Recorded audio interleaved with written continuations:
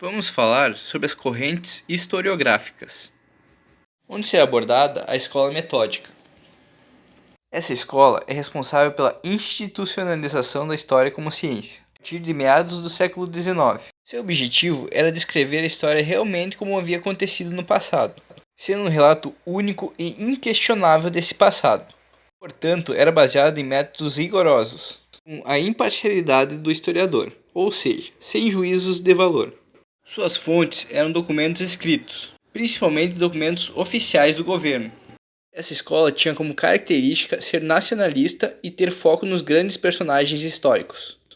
Essa escola surgiu na França nas últimas décadas do século XIX. Essa escola também é conhecida como positivista.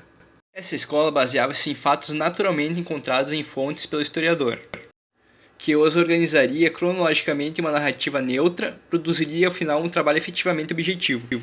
Centrava-se na história política e na ação dos grandes homens, isto é, as pessoas com poder político em cada época da história. A referência principal dos metódicos não seria o positivismo pensado por Augusto Comte, mas sim os trabalhos de Leopold von Ranke. Então, segundo ele, o historiador não deveria estabelecer juízos de valor sobre a história, ou seja, ele não deveria julgar a história com base em pensamentos pessoais, ou seja, não haveria qualquer interdependência entre o historiador e o seu objeto de estudo. Então a história possui uma estrutura definida, que independe do historiador e que é capaz de ser conhecida. Ou seja, a história seria autoexplicada, sem interferência do historiador. Então o historiador precisa trabalhar numa linha mecanicista movida por métodos rigorosos. Então ele deve organizar os dados para reproduzir uma imagem tal qual ocorrera no passado. Essas ideias citadas anteriormente são típicas da escola metódica. Outras escolas têm outras características de fazer história. Então essas são típicas dessa escola da historiografia.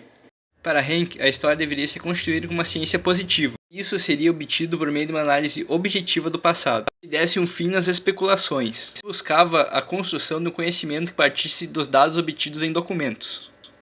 Então, esse é um resumo sobre a escola metódica, que é uma das correntes historiográficas.